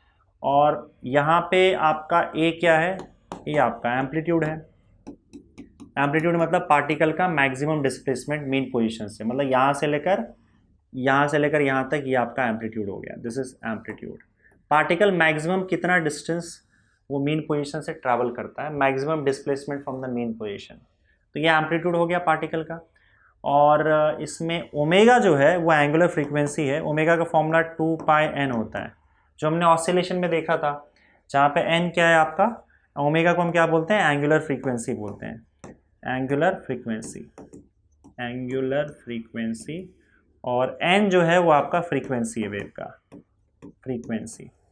Omega is equal to 2 pi N, और आपको पता है कि आपका जो फ्रीक्वेंसी होता है वो 1/t होता है, और टी यहाँ पे क्या है, टाइम पीरियड है, टाइम पीरियड। तो इसका मतलब आपका ओमेगा का एक और फॉर्मूला, ये सब ऑलरेडी हम लोग ऑसिलेशन में कर चुके हैं। देखो पार्टिकल इसमें ऑसिलेट ही कर रहा है ना, तो ऑसिलेशन के जो भी कॉन्सेप्ट वो यहाँ पे यूज होंगे। तो पार्टिकल किस फ्रीक्वेंसी के साथ ऑसिलेट कर रहा है, वो एन है यहाँ पे, है ना। एंगुलर फ्रीक्वेंसी ओमेगा है, आप एन के जगह पे 1/t डालोगे तो ओमेगा का एक और फॉर्मूला आ जाएगा, that is 2 pi by t, omega is equal to 2 pi by t, simple है, ठीक है। तो ये एम्पलीट्यूड, ये ओमेगा, ये टाइम पीरियड, ये हो गया। उसके बाद बचा क्या, y और x मैंने बता दिया, y एक्सिस पे पार्टिकल का पोजीशन, और x एक्सिस पे वो कितनी दूरी पे है वो x बताएगा आपको। a भी हो गया, बचा k को बोला जाता है प्रोपोगेशन कांस्टेंट, और उसका फॉर्मूला होता है 2 पाई बाय लैम्डा, मतलब k आपके लैम्डा पे डिपेंड करता है, और लैम्डा यहाँ पे क्या होता है, वेव लेंथ होता है आपका, वेव, लैम्डा को हम लोग बोलते हैं वेव लेंथ ऑफ वेव। ये ऑलरेडी मैं आपको बता चुका हूँ कि एक साइकिल कंप्लीट करने पर जो भी डिस्टेंस वो ट्रैवल करता है ये वेवलेंथ होता है। वेवलेंथ को अलग अलग तरीके से डिफाइन किया जाता है, फिलहाल तो आप यहाँ पे इतना ही समझो, उसको हम देखेंगे आगे और किस तरीके से उसके बारे में बात कर सकते हैं। और टी क्या है आपका, टाइम, समझ गए। अच्छा एक इक्वेशन और होता है v is equal to n lambda, ये आपने डिराइव किया होगा कभी, अगर नहीं है तो यहाँ पे आप समझ लो, v यहाँ पे वेलोसिटी ऑफ वेव है, v इज, ये वेव की वेलोसिटी है, वेव वेलोसिटी कि आपका जो वेव है वो कितना फास्ट आगे ट्रैवल कर रहा है, n आपकी फ्रीक्वेंसी है और लैम्डा वेवलेंथ है। तो वेव की वेलोसिटी, वेवलेंथ और फ्रीक्वेंसी ये इस तरीके से रिलेटेड होती है, v is equal to n lambda. Wave की वेलोसिटी का एक और फॉर्मूला आएगा आपका ओमेगा बाय के, तो ये भी आप याद रखो, v is equal to omega by k. देखो आप कर सकते हो, ओमेगा और के को डिवाइड कर दोगे ना तो आपको v मिल जाएगा। ओमेगा क्या है बताओ, ओमेगा बाय के चेक कर सकते हो, ओमेगा क्या है आपका, ओमेगा इज 2, नहीं ओमेगा का ये फॉर्मूला यूज करो 2 pi N, omega is 2 pi N, और k क्या है आपका बताओ, k is 2 pi by lambda, तो 2 pi by lambda, 2 pi cancel, lambda ऊपर चला जाएगा तो n लैम्डा हो जाएगा, और n लैम्डा क्या होता है आपका, v होता है, तो v हो जाएगा। तो v is equal to omega by k भी होता है और v is equal to n lambda भी होता है। तो वेलोसिटी, वेव की वेलोसिटी का दो फॉर्मूला आपके सामने आया, v is equal to n lambda और दूसरा v is equal to omega by k. अच्छा इसमें एक और चीज़ होता है, प्लस फाई भी होता है, तो फाई आपका इनिशियल फेज हो जाएगा और कुछ नहीं, जो हमने ऑसिलेशन में पढ़ा था ना कि स्टार्टिंग में हम पार्टिकल को कहाँ से देख रहे हैं, तो वो उसका इनिशियल फेज हो जाएगा phi. So phi is your phase, initial phase, यहाँ पे कहीं लिख देता हूँ मैं, फाई आपका इनिशियल फेज है। ये सारे के सारे क्वांटिटीज आपको टेक्स्ट बुक में पता नहीं किस तरीके से क्या समझाया है, पर आपको बस इतनी चीज़ें ध्यान में रखनी होंगी और कुछ नहीं, आपका काम हो जाएगा, ठीक है। तो ये सारे के सारे जो प्रॉपर्टीज आपके वेव के हैं वो आपके सामने हैं। अच्छा, इसमें अब एक बात और समझो, लैम्डा को हम लोग और थोड़ा सा डिस्क्राइब करते हैं, वेवलेंथ का क्या मतलब होता है। तो मैंने जैसे कहा कि अगर पार्टिकल एक ऑसिलेशन परफॉर्म करता है, पहला पार्टिकल, तो आपका वेव का शेप ऐसे हो जाता है और वेव आपका यहाँ पे पहुंच जाता है। अब हम यहाँ पे फेज देखते हैं सबके कि सबका फेज क्या हो रहा है। जैसे इसने पूरा एक ऑसिलेशन कंप्लीट कर लिया, तो एक ऑसिलेशन में फेज क्या हो जाएगा, 2π हो जाएगा। हम सब जानते हैं एक ऑसिलेशन कंप्लीट करने का मतलब 2π एंगल कवर कर लिया है। और वेव यहाँ पर पहुंचा ही है जस्ट अभी, तो इसका फेज 0 होगा। अच्छा, वेव यहाँ पे जो पार्टिकल है वो पार्टिकल अपने अभी जस्ट अपने एक्सट्रीम पोजीशन पे पहुंचा है, तो इसका फेज क्या होगा, π/2 होगा। इसका फेज क्या होगा, ये ऊपर जाके नीचे आ चुका है, इसका फेज पाई होगा। ये देखो, ये वाला पार्टिकल का केस क्या है, ये ऊपर गया π/2, फिर आया पाई और फिर दूसरे एक्सट्रीम पे पहुंच चुका है, तो इसका फेज क्या हो जाएगा, 3π/2। और ये ऊपर जाके नीचे आके एक ऑसिलेशन कंप्लीट कर लिया। ठीक है, अगर हम लोग एक और ऑसिलेशन कंप्लीट होने दें, जैसे मान लो मैं यहाँ पे ड्रॉ करता हूँ और एक और ऑसिलेशन में कंप्लीट होने दूँ, तो क्या होगा बताओ। ये देखो यहाँ तक तो वेव पहुँचा ही है,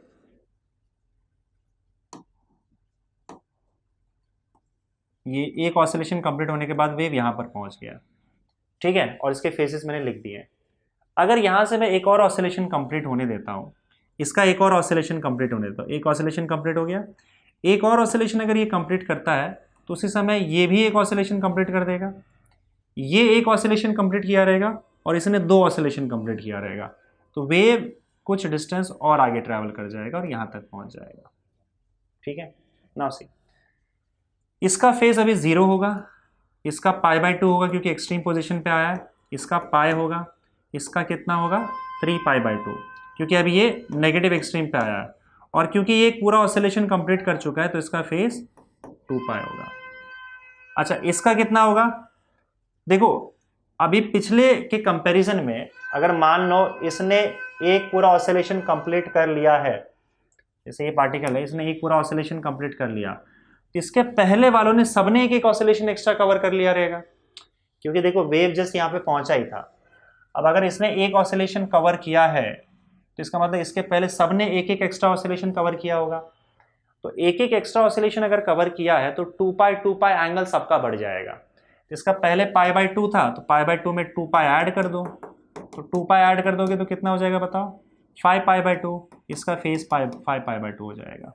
इसका पाई था, 2π और ऐड कर दो तो 3π हो जाएगा, एक एक्स्ट्रा ऑसिलेशन सब में ऐड हो जाएगा, 3π/2 प्लस 2π तो 7π/2 हो जाएगा इसका फेस।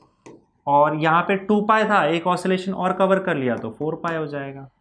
तो ये सबके फेसेस आ गए आपके पास, समझ गए इतना, ये सारे सबके फेसेस आ गए।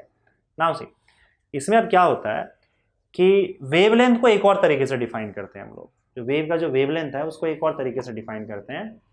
कोई भी 2 पार्टिकल पकड़ो, अगर सपोज करो उसके बीच में फेज डिफरेंस 2π रहा, ध्यान से, कोई भी 2 पार्टिकल पकड़ो, अगर उनके बीच में फेज डिफरेंस अगर 2π रहा तो उसके बीच का जो डिस्टेंस होगा वो वेवलेंथ हो जाएगा।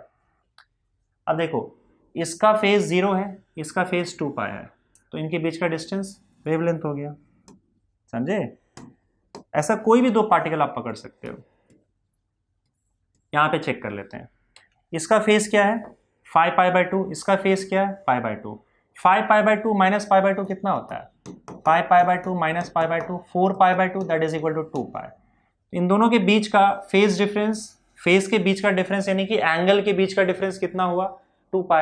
इसका मतलब इन दोनों के बीच का डिस्टेंस भी जो है वेवलेंथ के बराबर ही होगा, समझे। 7π/2 माइनस 3π/2 करोगे तो 2π आ जाएगा, इसका मतलब इन दोनों के बीच का डिस्टेंस भी वेवलेंथ ही होगा।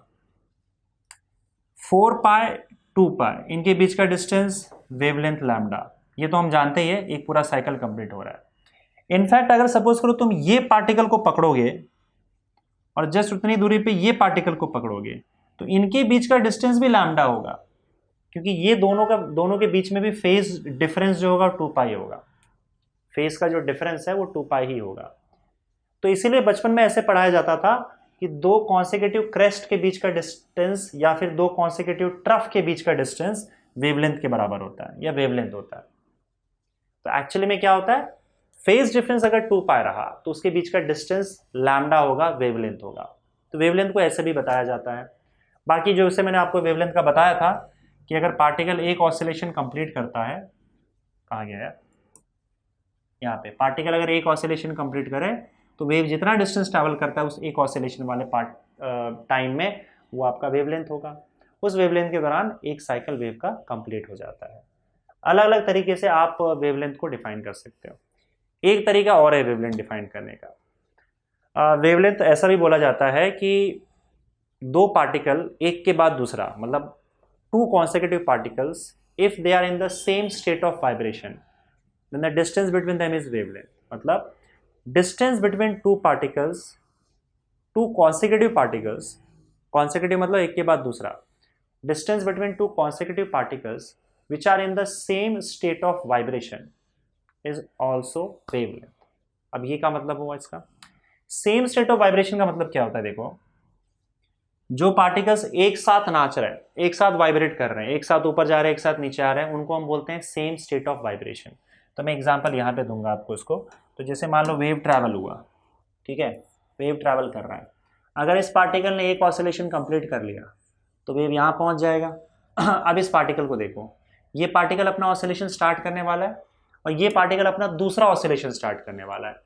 तो दोनों अब एक साथ ऑसिलेट करेंगे, बस फर्क ये होगा दोनों एग्जैक्टली हर समय एक ही पोजीशन पे रहेंगे।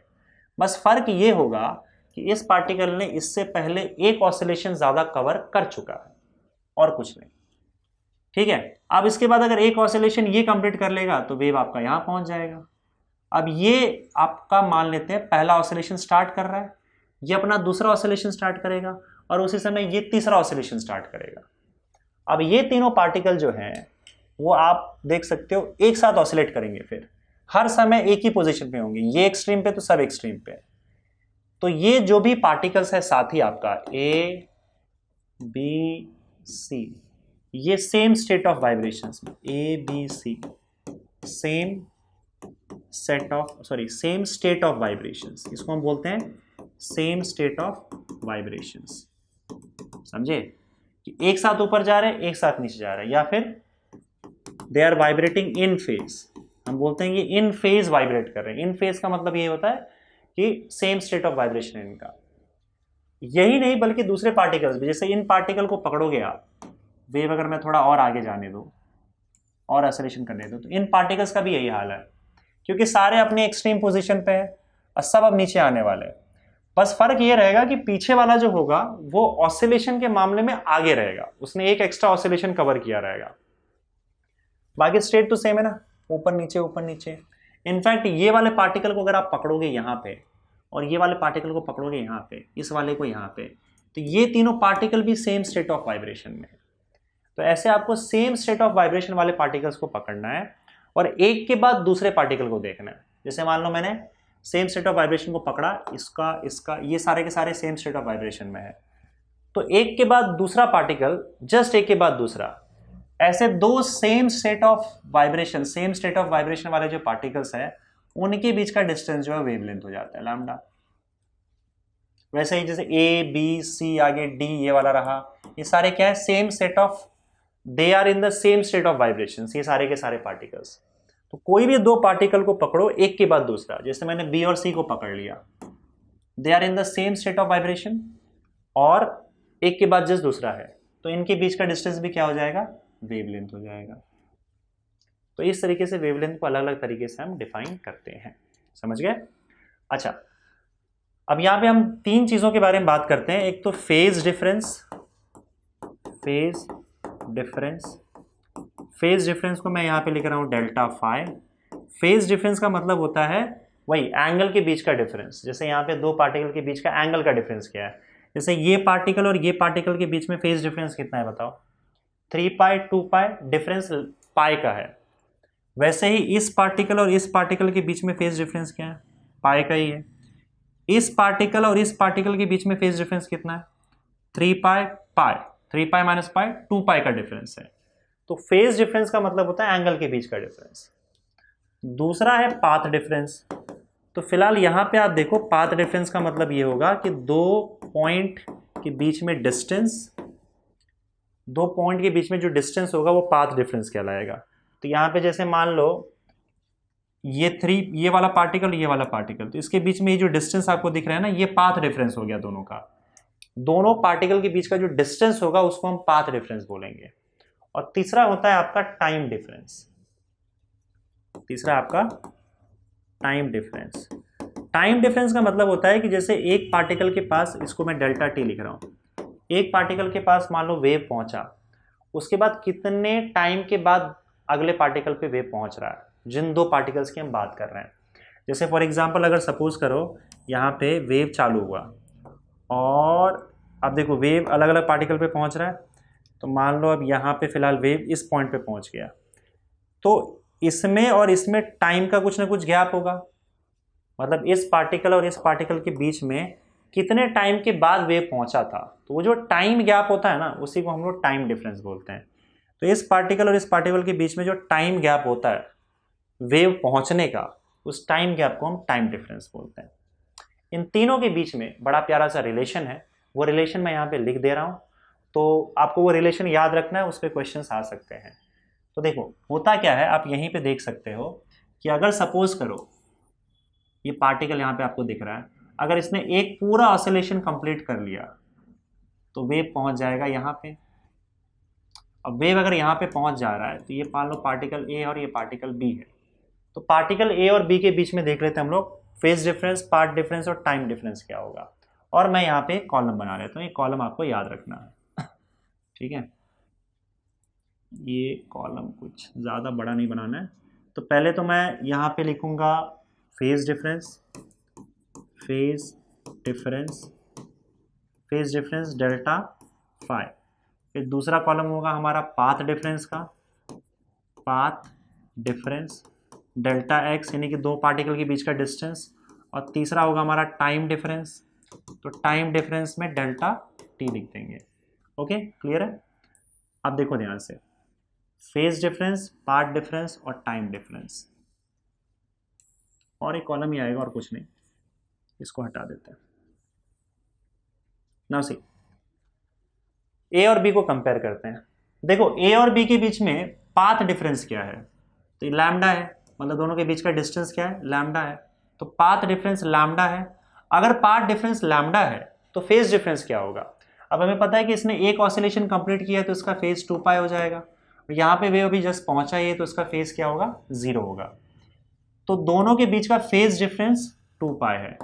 और ये तो हम जानते हैं कि कोई भी दो पार्टिकल हो, अगर उनके बीच का पाथ डिफरेंस अगर 2 पाई हो जाए, जैसे ये और ये या ये और ये, डेफिनेशन ही था ना वेवलेंथ का, अगर पाथ डिफरेंस 2 पाई हो जाए तो उनके बीच का डिस्टेंस जो है वो लैम्डा यानी कि वेवलेंथ कहलाएगा। तो अगर पाथ डिफरेंस लैम्डा है या फेज डिफरेंस 2 पाई है तो पाथ डिफरेंस लैम्डा ही होगा। और टाइम डिफरेंस, अब इसने एक ऑसिलेशन कंप्लीट करने में कितना टाइम लगाया, जितना टाइम पीरियड होता है, और तब वेव यहां जाके पहुंच गया। तो इसका मतलब इन दोनों के बीच में जो गैप होगा टाइम का, वो टाइम पीरियड के बराबर होगा, टाइम डिफरेंस टी।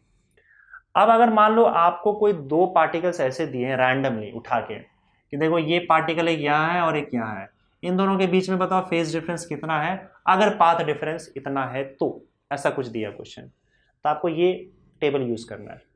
अगर फेज डिफरेंस दिया है, पाथ डिफरेंस पूछा है, तो आप क्या करोगे, ये वाला इक्वेशन यूज करोगे, डिवाइड करके डेल्टा फाई, इन दोनों को डिवाइड कर दो upon 2 pi is equal to delta x upon lambda. अगर आप सपोज करो, और that will also be equal to delta t upon t. तो अगर आपको सपोज करो फेज डिफरेंस पूछा गया, फेज डिफरेंस दिया और पाथ डिफरेंस पूछा है, तो आप ये इक्वेशन यूज कर लोगे। अगर आपको पाथ डिफरेंस दिया है, टाइम डिफरेंस पूछा है, तो ये इक्वेशन यूज कर लोगे। अगर आपको फेज डिफरेंस दिया है और टाइम डिफरेंस पूछा है, तो दिस इक्वल टू दिस, आप ये वाला इक्वेशन यूज कर लो। सिंपल है, समझ गए ना। तो इस तरीके से आपको यहाँ पे टेबल ध्यान में रखना, ये इक्वेशन भी याद रख लोगे तो भी काम चल जाएगा, फेज डिफरेंस का, पाथ डिफरेंस का और टाइम डिफरेंस का। क्लियर है। चलो एक लास्ट चीज मैं आपको बता दूं डायरेक्शन के बारे में, प्रोग्रेसिव वेव के डायरेक्शन के बारे में। जैसे प्रोग्रेसिव वेव का इक्वेशन हम लोगों ने क्या लिखा था, अगर मान लो प्रोग्रेसिव वेव का इक्वेशन कुछ ऐसे लिखा रहता है, y is equal to a sine k x minus omega t, या फिर y is equal to a sine omega t minus k x. इसमें आप देखोगे के एक्स और ओमेगा टी, एक पॉजिटिव है और एक नेगेटिव है। इसमें के एक्स पॉजिटिव है, ओमेगा टी नेगेटिव है, ओमेगा टी पॉजिटिव है, के एक्स नेगेटिव है। अगर ऐसा इक्वेशन आपको दिया है तो आप समझ लो wave travels in positive direction of X axis, मतलब wave positive direction of X axis के लॉन्ग ट्रैवल कर रहा है। मतलब कहाँ ट्रैवल कर रहा है? टुवर्ड्स राइट ट्रैवल कर रहा है वेव, ठीक है। लेकिन अगर सपोज करो इक्वेशन कुछ ऐसा लिखा है y is equal to a sine minus k x minus omega t, या फिर y is equal to a sine k x plus omega t, k x plus omega t या omega t plus k x, आगे पीछे आ सकता है, दोनों positive हो, तो हम बोलेंगे कि वेव ट्रैवल्स इन नेगेटिव एक्स एक्सिस।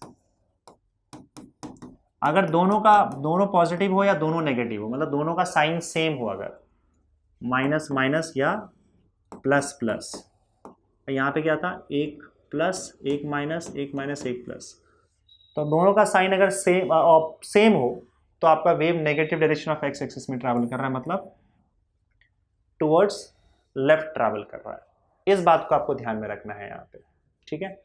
तो वेव से रिलेटेड जितनी भी बेसिक चीज़ें थी 11th में जो आपका साउंड चैप्टर था, उसमें जो कुछ चीज़ें थी जिसकी हमको रिक्वायरमेंट थी वेव से रिलेटेड बेसिक चीज़ें, वो यहाँ पे एक्चुअली में हमारा ख़त्म होता है और फिर हम आगे बढ़ते हैं और दूसरे कॉन्सेप्ट्स की ओर हम ध्यान देते हैं। आगे बढ़ते हैं बच्चों, और यहाँ पे अब हम बात करेंगे रिफ्लेक्शन ऑफ वेव्स की। देखो, अगर सपोज करो एक कोई भी वेव किसी मीडियम से पास हो रहा है और अगर मान लो किसी दूसरे मीडियम से टकराता है, किसी दूसरे मीडियम के बाउंड्री से टकराता है, तो कुछ हिस्सा वेव का वो आगे निकल जाएगा, दूसरे मीडियम में घुस जाएगा, और कुछ हिस्सा वेव का हमेशा रिफ्लेक्ट हो जाता है, वापस टकरा के रिटर्न आ जाता है। तो आपने रिफ्लेक्शन ऑफ लाइट के बारे में शायद पढ़ रखा होगा, शायद रिफ्लेक्शन ऑफ साउंड के बारे में पढ़ रखा होगा। यहाँ पे हम लोग इन जनरल कोई भी वेव हो, अगर वो टकराता है किसी मीडियम से, दूसरे मीडियम के बाउंड्री से, तो क्या सिचुएशन क्रिएट होता है वो हम देखते हैं। फिलहाल यहाँ पे हम लोग ट्रांसवर्स वेव और लॉन्जिट्यूडनल वेव की ही बात करेंगे। तो सबसे पहले हम लोग बात करेंगे रिफ्लेक्शन ऑफ ट्रांसवर्स वेव्स की। रिफ्लेक्शन ऑफ ट्रांसवर्स वेव सबसे पहले डेंसर मीडियम से। डेंसर मीडियम, रेयर मीडियम का मतलब समझ रहे हो ना। जैसे अगर मान लो एक रस्सी है और अगर सपोज करो रस्सी है और सामने अगर कोई रेयर मीडियम, ये मान लेते हैं डेंसर मीडियम है, सामने रेयर मीडियम है। रेयर मीडियम में आप एयर को लेके चलो, मान लो यहाँ पे एयर पड़ा हुआ है। अब देखो, ऐसा नहीं है कि सामने एकदम रिजिड बाउंड्री होगा तो ही वेव रिफ्लेक्ट होगा। अगर आपका मीडियम चेंज होता है, अगर वेव का मीडियम चेंज हुआ तो जहाँ से चेंज होगा वहाँ से वो रिफ्लेक्ट हो जाएगा। तो जैसे अगर मान लो हवा में इसी तरीके से, अगर किसी तरीके से मैं रस्सी को इस तरह से ऑसिलेट करवाता हूँ, तो ये वेव यहाँ से इससे जाएगा और ये पॉइंट दिख रहे हो, इस पॉइंट के बाद एयर चालू हो जा रहा है। एयर चालू हो रहा है, इसका मतलब साफ साफ है कि एयर एक रेयरर मीडियम है रस्सी के सामने। रस्सी डेंसर मीडियम है, एयर रेयरर मीडियम हो गया। तो ये वेव इस पॉइंट से रिफ्लेक्ट हो जाएगा, जिसको हम इंसिडेंट वेव बोलेंगे, जो वापस आ रहा है उसको रिफ्लेक्टेड वेव बोलेंगे।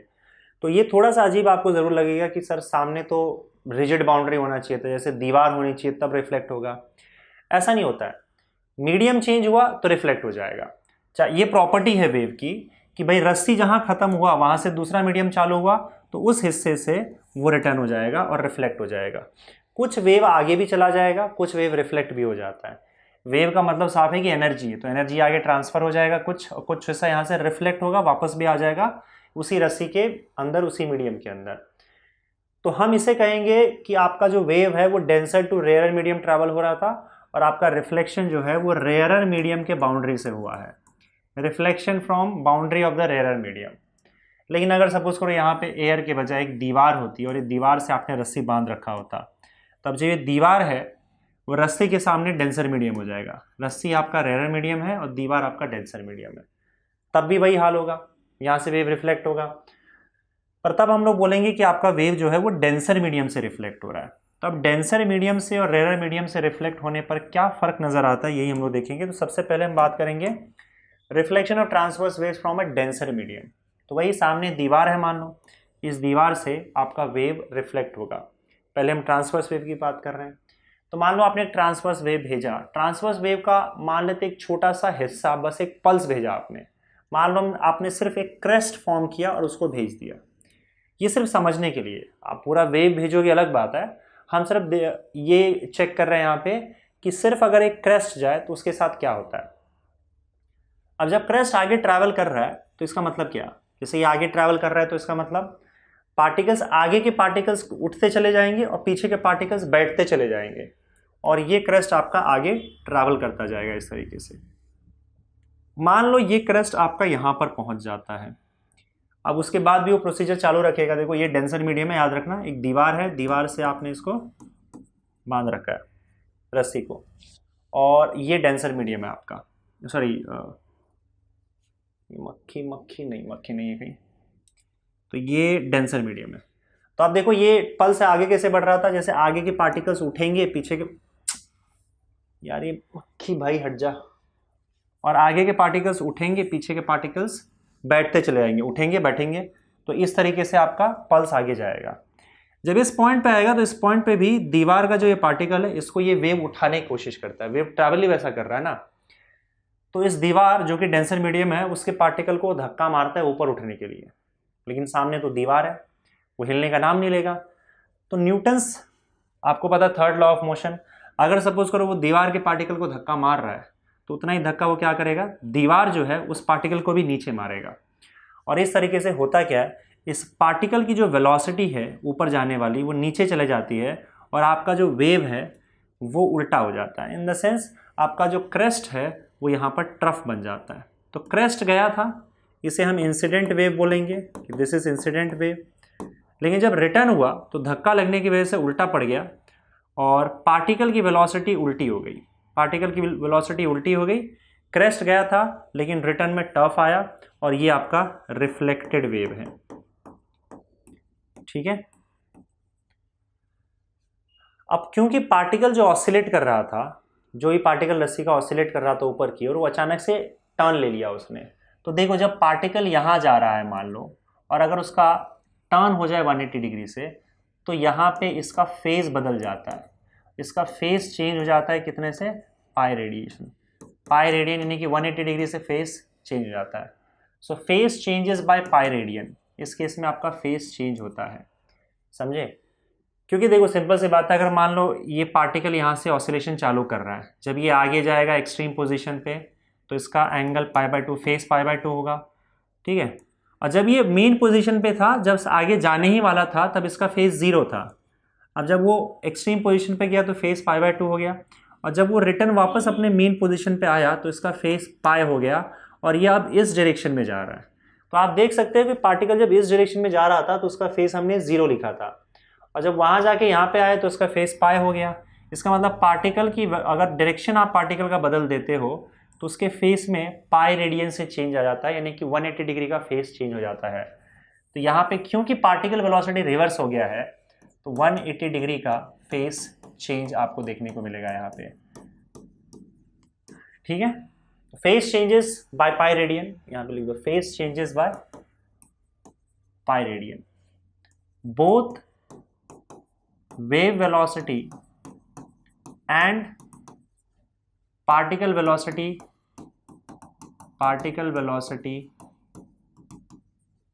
are reversed। पार्टिकल वेलोसिटी और वेव वेलोसिटी दोनों उल्टा हो जाता है। देखो वेव वेलोसिटी तो हमेशा उल्टा होगा ही, क्योंकि वेव अगर रिफ्लेक्ट हुआ है तो वेव एक बार आगे जा रहा था तो ये इंसिडेंट वेव हो जाएगा, और जब वेव वापस आएगा तो ये रिफ्लेक्टेड वेव होगा। वे लिख दिएगा मैंने, सॉरी, ये वे नहीं बल्कि वेव है। तो वेव वेलोसिटी तो रिवर्स होने वाला है, जा रहा है तो रिटर्न आएगा, लेकिन यहाँ पे आप देख सकते हो कि पार्टिकल वेलोसिटी भी आपका रिवर्स होगा। पार्टिकल जो ऊपर जाने की कोशिश कर रहा था, डेंसर मीडियम था, उसने धक्का मार के उसको नीचे गिरा दिया, और ये आपका जो क्रेस्ट था वो ट्रफ बन के रिटर्न आया। क्योंकि देखो डेंसर मीडियम का जो पार्टिकल है, जो दीवार का पार्टिकल है, आप उसको उठा के उसको ऑसिलेट नहीं करवा सकते हो। उससे धक्का मारने गया ये रस्सी का पार्टिकल, खुद ट्रफ बन के रिटर्न आ गया। तो पार्टिकल की वेलोसिटी भी चेंज हुई है, और देखो पार्टिकल की वेलोसिटी चेंज होती है, पार्टिकल वेलोसिटी जो रिवर्स होता है, इसीलिए आपका फेस चेंज होता है, क्योंकि फेस चेंज में पार्टिकल की वेलोसिटी रिवर्स होनी चाहिए। वेव तो रिवर्स होगा ही, वेव आगे जाके वापस आएगा, लेकिन फेस चेंज हम कब बोलेंगे 180 डिग्री का फेस चेंज, जब पार्टिकल की वेलोसिटी उल्टी पड़ जाएगी। जो पार्टिकल ऑसिलेट हो रहा है वो अगर उल्टा पड़ जाए तो वेव में फेस चेंज होगा। और डेंसर मीडियम से जब भी कोई वेव टकराएगा, ट्रांसवर्स वेव जब डेंसर मीडियम से टकराएगा तो फेस चेंज होगा ही, क्योंकि सामने डेंसर मीडियम है, उसको कुछ होगा नहीं, वो उल्टा मारेगा। इसका एक एग्जांपल देख लेते हैं हम लोग।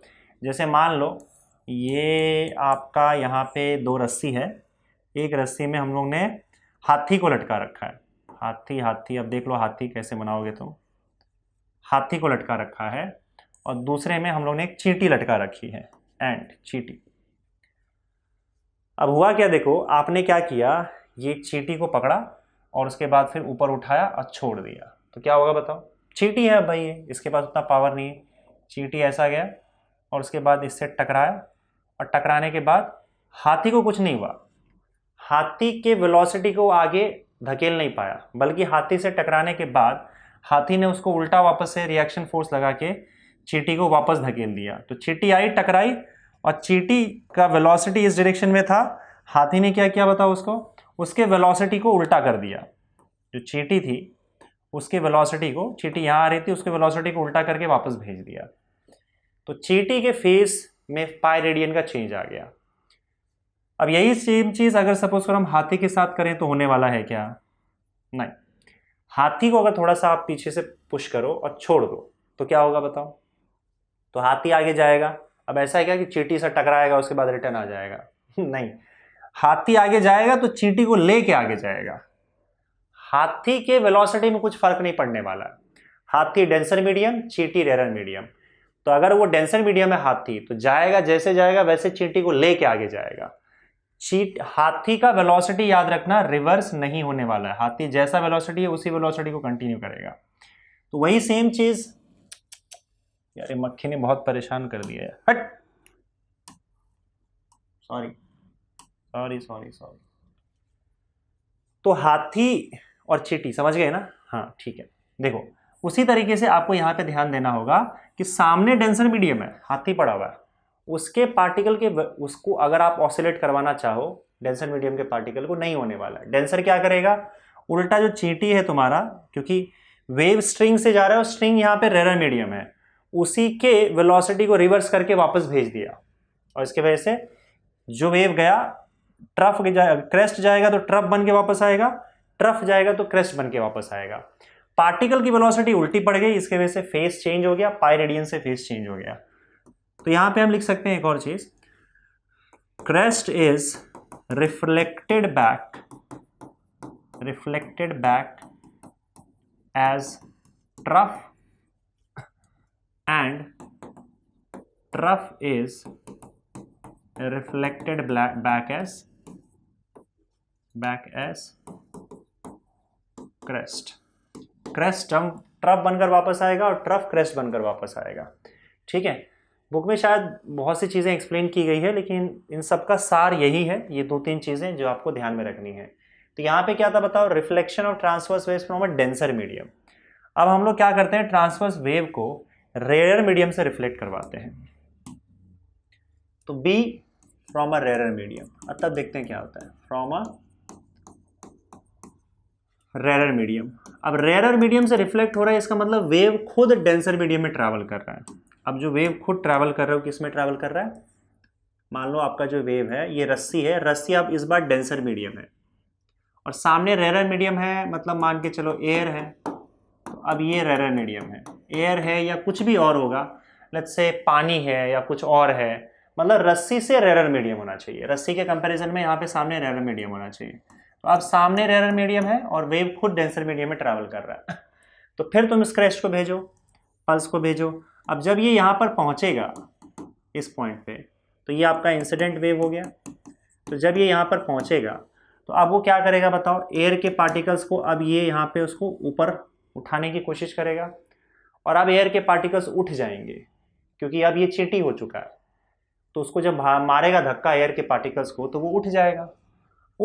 इसका मतलब क्या कि अब यहाँ पे कैसा होगा कि जो सिचुएशन है, जैसे ये यहाँ पे इस पॉइंट से अब इसकी वेलोसिटी रिवर्स होने वाली नहीं है, क्योंकि रेयर मीडियम जो है अब इस पार्टिकल की वेलोसिटी को रिवर्स नहीं कर पाएगा और उठ जाएगा। इसका मतलब आपका जो क्रेस्ट है वो क्रेस्ट ही रह जाएगा और उसके बाद इस पॉइंट से ये वेव रिफ्लेक्ट हो जाएगा।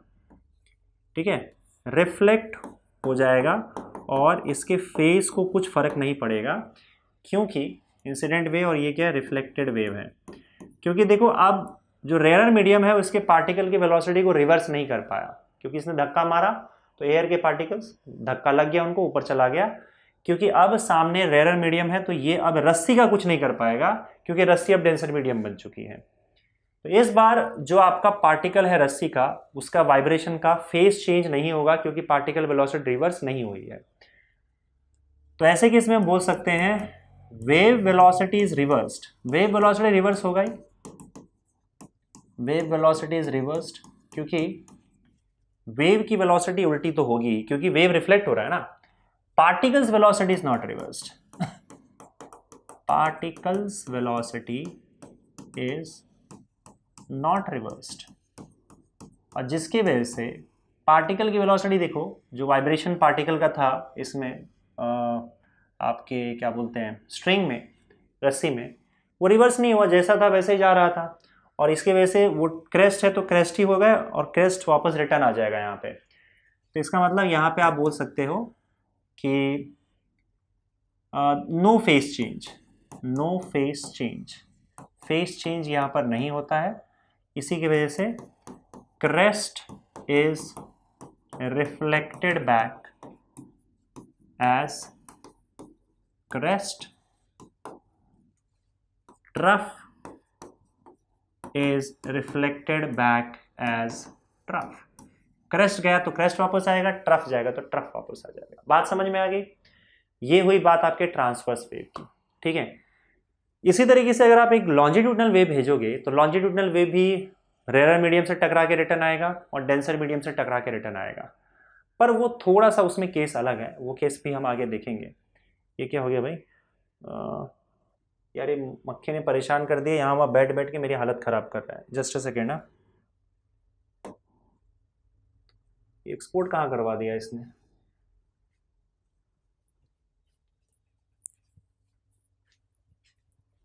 एक सेकेंड यार, गड़बड़ हो रहा है सब। ओके ठीक है, चलो कंटिन्यू करते हैं, मक्खी को छोड़ते हैं, आगे बढ़ते हैं। Sorry, I am extremely sorry, आगे बढ़ते हैं। अब हम लोग क्या करेंगे बच्चों यहाँ पे, एक सेकेंड। तो ये क्या था, reflection of transverse waves from denser medium, देख लिया हमने क्या हुआ, फ्रॉम रेयर मीडियम। अब हम लोग आगे पढ़ेंगे reflection of longitudinal waves, second part, reflection of longitudinal waves, reflection of longitudinal waves, sorry longitudinal waves। तो सबसे पहले तो फ्रॉम, इसका भी पहले देखेंगे फ्रॉम डेंसर मीडियम। तो पहले डेंसर मीडियम से रिफ्लेक्ट होकर लॉन्जिट्यूडनल वेव कैसा बिहेव करता है वो चेक करते हैं ना। से यहाँ पे सबसे पहले है आपका कोई दीवार डाल देते हैं जो कि एक डेंसर मीडियम है, और डेंसर मीडियम से हम रिफ्लेक्ट करवाते हैं लॉन्जिट्यूडनल वेव को। तो देखो एक्चुअली आपके बुक में वो रिंग डाल की चीज़ों को समझाया है, लेकिन ठीक है, हम समझदार हैं, वैसे ही समझ जाएंगे हम लोग। जैसे मान लो यहाँ पे एक लॉन्जिट्यूडनल वेव आप भेजते हो, और भेजने के बाद आप लेट्स से कि यहाँ पर एक कॉम्प्रेशन पहुँच जाता है। देखो कॉम्प्रेशन रेरिफेक्शन होगा यहाँ पे। अगर मैं लॉन्जिट्यूडनल वेव की बात करूँ तो लॉन्जिट्यूडनल वेव में क्या होता है, कॉम्प्रेशन और रेरिफेक्शन होता है। तो मान लो कॉम्प्रेशन पहुँच गया। अब आपने देखा होगा यहाँ पे, जैसे मैंने आपको बताया था जस्ट अ सेकेंड, कि कॉम्प्रेशन रेरिफेक्शन जो है कंटिन्यूसली फॉर्म होते रहता है। मैं फिर से यहाँ पे आपको लेकर जाता हूँ बैक स्टेज में, और मैं आपको दिखाता हूँ किस तरह से कॉम्प्रेशन रेरिफेक्शन फॉर्म हो रहा था। देखो अगर आप किसी पॉइंट पे देखो, जैसे मान लो यहाँ से अगर वेव टकराता है इस पॉइंट पे, तो देखो ये कॉम्प्रेशन मान लो यहाँ पे आएगा। अब ये कॉम्प्रेशन फैल के देखो रेरिफेक्शन बनने की कोशिश कर रहा है। अब अगर सपोज करो फिर से देखो, ये कॉम्प्रेशन यहाँ आया, अब वो फैल के रेरिफेक्शन बनेगा, तो पार्टिकल्स को आगे धक्का लगता है। पार्टिकल्स देखो इस पॉइंट पे देखो, ये कॉम्प्रेशन अब फैल के रेरिफेक्शन बन रहा है, फिर कॉम्प्रेशन रेरिफेक्शन बनता रहेगा, है ना। तो एंड में अगर सपोज करो इसी तरीके से हम लोग यहाँ पर भी देखें, तो अगर सपोज करो एंड में कॉम्प्रेशन जाता है, आजा आजा आजा आजा, एंड में अगर कॉम्प्रेशन जाता है तो ये अब फैल के रेरिफेक्शन बनने की कोशिश करेगा। इस चक्कर में क्या करेगा, ये मारेगा धक्का, क्योंकि देखो आपका जो लॉन्जिट्यूडिनल वेव्स होता है उसमें पार्टिकल्स आगे पीछे ऑसिलेट करते हैं, ना कि ऊपर नीचे। तो अब ये पार्टिकल्स क्या करेगा, इस दीवार को, डेंसर मीडियम को मारेगा धक्का, ताकि ये खुद रेरिफैक्शन बन पाए। लेकिन धक्का मारने के चक्कर में होता क्या है, उसने डेंसर मीडियम को धक्का मार दिया है, हाथी को धक्का मार दिया है। तो डेंसर मीडियम क्या करेगा बताओ, वो तो अपनी जगह से हिलेगा नहीं, उल्टा उन सारे पार्टिकल्स को रिटर्न धक्का मारेगा।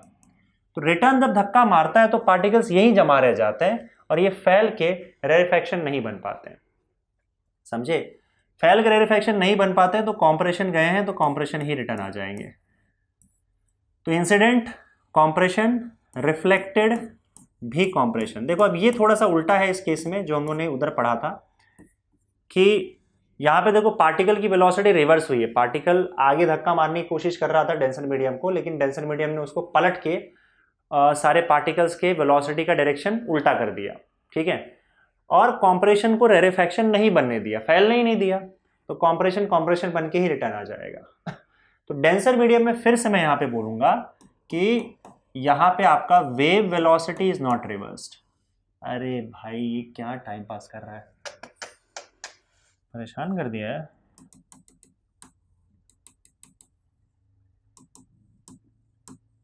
अरे यार एक सेकेंड,